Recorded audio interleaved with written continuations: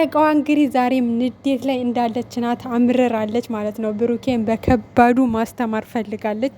ምክንያቱም ያለፉት ነገሮች ድጋሚ በህይወታቸው ላይ እንዳይደገሙና ከባድ ውሳኔ በህይወታቸው ውስጥ እንዳይወስን እንግዲህ ኮስተር ቆፍጠን ብላ ትምህርት እያስተማረችው ያለች ይመስላል።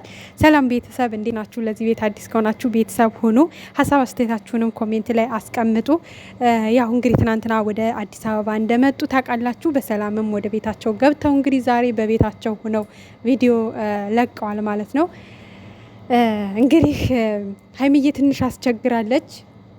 ያው አልኖርም እዚህ አብሬህ ጠፋለው የራሴን ቤት ተከራይቼ እወጣለው ምናምን እያለች ስላስቸገረችው እንግዲህ የራሱ ክፍል ውስጥ ቆልፎ አስቀምጧታል ማለት ነው። ያው እንደውም ብዙ ሰው የገመተው ያች ትንሿ ቤት ይዟት እንደሚሄድ ሌላ ቦታ ይዟት እንደሚሄድ ምናምን ነበረ። ነገር ግን በራሳቸው ቤት ውስጥ ናቸው። ምክንያቱም ልብሷንም ከዛ ይዘው ስላልመጡ ግዴታ ወደ ቤቷ መታ ያው ልብስ ምንም መቀየርም ልብስም ማዘጋጀት አለባት ሌላ ቦታም ለመሄድ ማለት ነው። ግድ ነው፣ ልብስ ያስፈልጋል። ሴት ልጅ ብዙ ነገር ያስፈልጋል ታውቃላችሁ። ለሴት ልጅ በተለይ እንደዚህ ወጣ ስትሉ ብዙ ነገር ነው የሚያስፈልጋችሁ ከራሳችሁ ጋር ማለት ነው። እና ወንድ ልጅ ችግር የለበትም አንድ ቲሸርት አንድ ሱሪ ከለበስ ምንም ጣጣ የለበትም። ሴት ልጅ ግን በጣም ብዙ ነገር ይዛ መውጣት አለባት ከራሷ ጋር እና ያው እንደ ሴት ልጅ እንደዚህ ስላችሁ ወንድ ልጅ ብዙ ነገር ያስፈልገው ማለት አይደለም። ግን ከሴት ልጅ የሱ ቀለል ያለ ነው የወንዶች ማለት ነው። ያን ያክል የተካበደ አይደለም።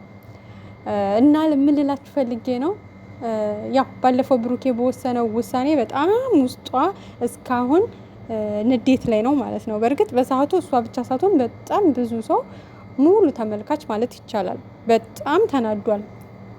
በቃ ልክ እንዳልሆነ ስህተት እንደሆነ የወሰነው ውሳኔ ብዙ ሰው ልክ ልኩን ነግሮታል በሰዓቱ ማለት ነው። ግን ደግሞ አሁን አልፏል ይመስለኛል።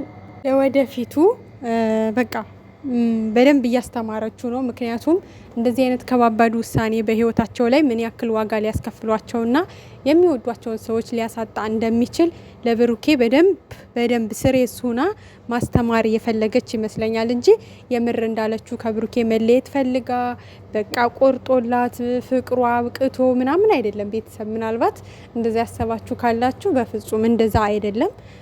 ምክንያቱም እንደዛ ቢሆን ኖሮ ይሁን ሁሉ አመት እየታገሉ እዚህ አይደርሱም ነበረ። ምክንያቱም በመካከላቸው ብዙ ነገር ነበር ታውቃላችሁ። ብዙ የሚያለያይም ነገር ነበረ።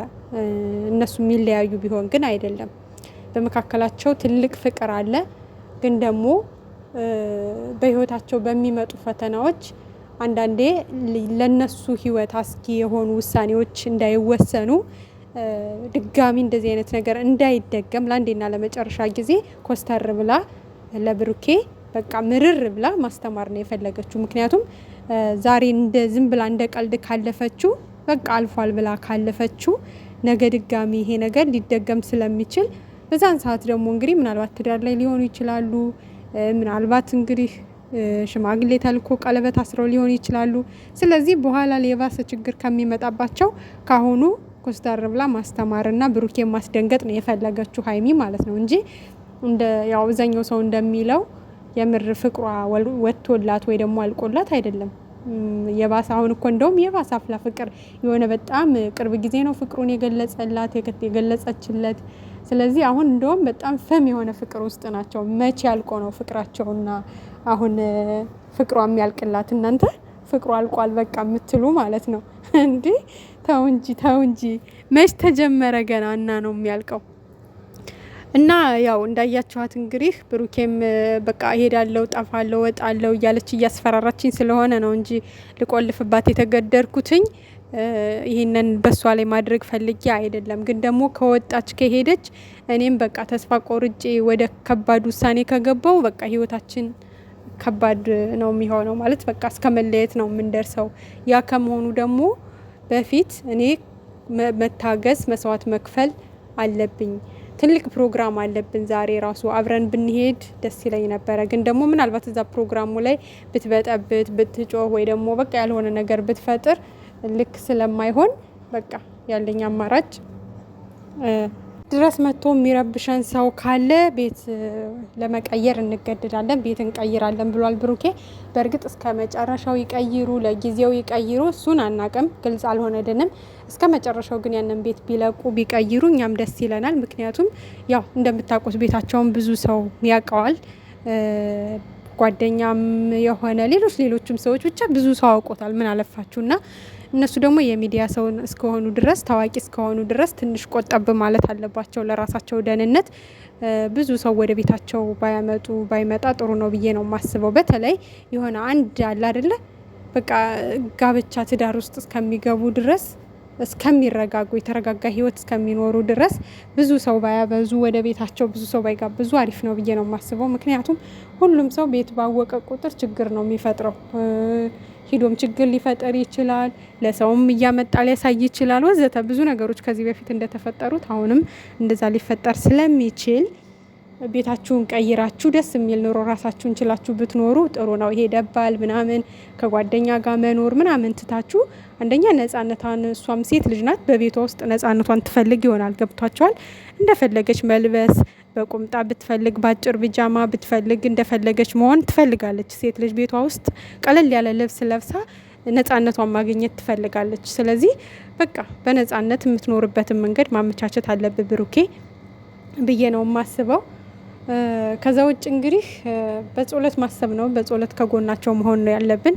ምክንያቱም ያው ያሉበት ሁኔታ እንግዲህ መረር ያርገዋለች ሀይሚ ለማስተማርም ይሁን አላቅም፣ ብቻ እንግዲህ ሰው መክሯትም ይሁን አላቅም። በእርግጥ አንዳንድ ሰዎችም በሰው ህይወት ገብተው ቆራጭ ፈላጭ የሚሆኑም ስላሉ ምናልባት እንግዲህ ጭንቅላቷን የበረዟት ሰዎች ሊኖሩ ይችላሉ። ምናልባት እስከ መቼ እንግዲህ እንደዚህ እየሆንሽ ትኖሪያለሽ? አንዱ ሲመጣ አንዱ ሲሄድ፣ ሁሌ በጭቅጭቅ ሁሌ በምናምን ብለው እንግዲህ ጭንቅላቷን የመረዟትም ሰዎች ሊኖሩ ይችላሉ። ግን ለጊዜው የመረዙ ቢመስላቸውም ግን ደግሞ አይሳካላቸውም። ምክንያቱም አይሳካም፣ በቃ አይሳካም። ብሩኬና ሀይሚ መቼም እንደማይለያዩ ብታውቁ ደስ ይለናል። አንዳንድ ሰዎች ማለት ነው መቼም ነው የማይለያዩት፣ መቼም ማለት ነው። በቃ እኔ እንጃ ምን ብዬ ላስረዳችሁ። ሁለቱ ጋር ትልቅ ፍቅር አለ።